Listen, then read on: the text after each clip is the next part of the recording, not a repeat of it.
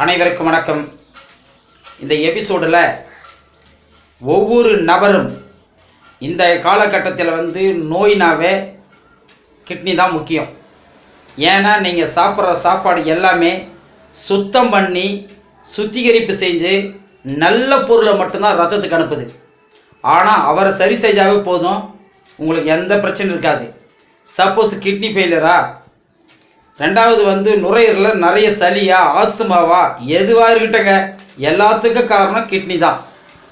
நீங்கள் என்ன சாப்பாடு சாப்பிட்டாலும் அதை உடனே சுத்தம் பண்ணிவிட்டு நல்ல பொருளை மட்டும்தான் அனுப்பும் மேலே. குறிப்பாக இன்னொரு விஷயம் சொல்கிறேன். ஒரு ஹியூமன் பாடிக்கு 100 ml சத்து தான் தேவை அப்படின்னா நீங்கள் 1/2 கிலோ சத்து சாப்பிடுவீங்க, எந்த சாப்பாடாக இருக்கட்டும். ஆனால் அந்த 1/2 கிலோவும் ரத்தத்தில் அனுப்பாது. அதுக்கு தேவையானது 100 ml சத்து மட்டும்தான் அனுப்பும். மீதி எல்லாமே சக்கையாக கழிவாக வெளியே வரணும். அது வெளியே வரணும்னா யார் முக்கியமாக காரணம்? கிட்னி தான். நீ எவ்வளோ தண்ணி குடித்தாலும் சரி, தேவையான தண்ணியை உள்ள ரத்தத்துக்கு அனுப்பும், தேவையில்லாத வெளியே அனுப்பும். இந்த கிட்னியை எப்படி பாதுகாக்கணும்? இந்த கிட்னி தான் நிறைய பேர் என்ன பண்ணுறாங்க, டயாலிசிஸ் பண்ணுறாங்க. எந்த ஒரு ஹியூமன் பாடியிலையும் டயாலிசிஸ் பண்ணுறாங்களோ கண்டிப்பாங்க உயிரோடு இருக்க முடியாது. ஏன்னா இயற்கையான பொருளை யாரெல்லாம் தொடராங்களோ அவங்க அவ்வளோதான். இந்த டயாலிஸே பண்ணக்கூடாது அப்படின்றதுக்காக தான் இந்த எபிசோடை போடுறேன். ரொம்ப ரொம்ப முக்கியமான மருந்துங்க. வில்வம் சிவனுக்கு சொந்தம், அத்தி இலை பிரம்மனுக்கு சொந்தம், வேப்பிலை சக்திக்கு சொந்தம், ஆடாதோட இலை நமக்கு சொந்தம். அப்போ மொத்தத்தையும் பார்த்துங்க, அத்தி இலை, ஆடாதோட இலை, வில்வ இலை, இது வேப்பிலை. இதை கூட என்ன பண்ணோம், எல்லாத்தையும் ஒரு புடி எடுங்க, 1/2 லிட்டர் தண்ணியில் போடுங்க. இது கொத்தமல்லிங்க, கொத்தமல்லி விதை, இது 1 டீஸ்பூன் தான் போடணும். இது ஜீரகம், இந்த ஜீரகம் 1 டீஸ்பூன் தான் போடணும். இதை போட்டுட்டு நல்லா கொதிக்க வைங்க. கொதிக்க வச்ச பிறகு 100 ml தண்ணியே ஆகணும், அவ்வளோ சுண்டை காசணும். காய்ச்சிட்ட பிறகு டெய்லி வெறும் வயிற்றில் குடிங்க. உங்கள் கிட்னி எந்த நிலைமையில் இருந்தாலும் சரி பக்காவாகிடும், சூப்பர் ஆகிடும். இது வேறு எந்த ட்ரீட்மெண்ட்டும் இல்லை.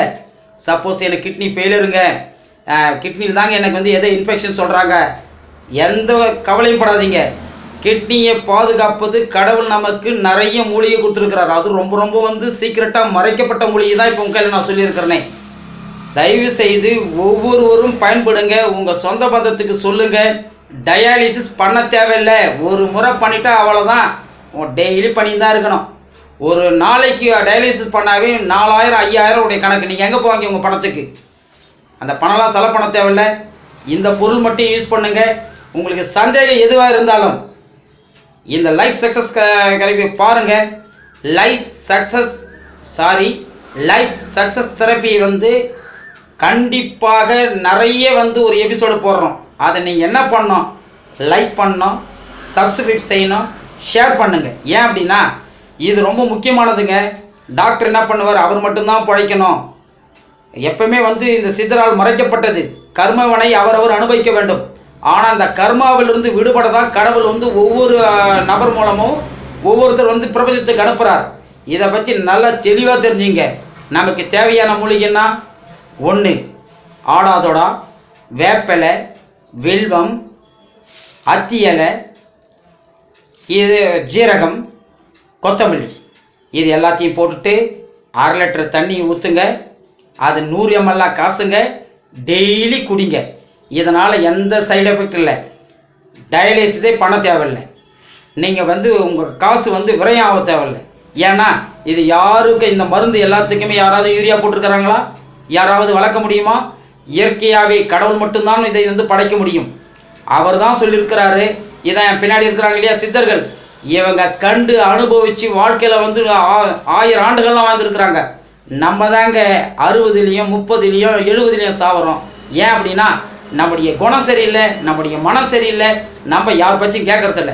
தயவு செய்து இந்த எபிசோடை பாருங்கள். வாழ்க்கையில் நல்ல முறையில் இருக்கணும் தான் என்னுடைய வேண்டுகோள். நீங்கள் அவசியம், ஏன் நான் உங்களை அடிக்கடி சொல்ல சப்ஸ்கிரைப் பண்ணுறேன் அப்படின்னா, இது வாழ்க்கையில் எல்லாருமே நம்மளாம் உறுப்பினராக இருக்கணுங்க. உறுப்பினராக இருந்தால் மட்டும்தான் வாழ்க்கையில் எல்லாரும் பகிர்ந்துக்கலாம். நல்லது கெட்டது எல்லாம் பகிர்ந்துனா தான் நம்ம நல்லா இருப்போம்.